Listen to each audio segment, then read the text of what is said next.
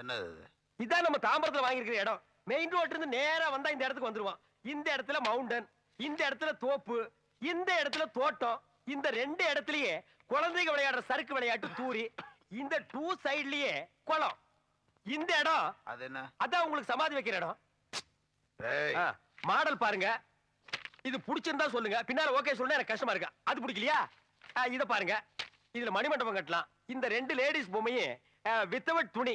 உங்க ஆவி சந்தோஷம் பண்ணுங்கிறதுக்காகவே இதை ஏற்பாடு பண்ணிருக்கேன். நீங்க செத்ததுக்கு அப்புறம் உங்களுக்கு பிடிக்காத சமாதி கட்டினா நீங்க வருத்தப்படுவீங்கல்ல.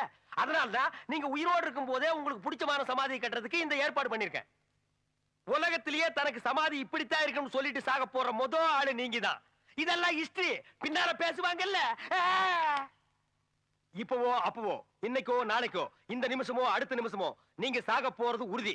அதுக்குள்ள இந்த கல்லு மண்ணு சிமெண்ட் இதுக்கெல்லாம் பணத்தை கொடுத்தீங்கன்னா நீங்க படுக்கிற அளவுக்கு குழியை மட்டும் விட்டுட்டு பாக்கி எல்லாம்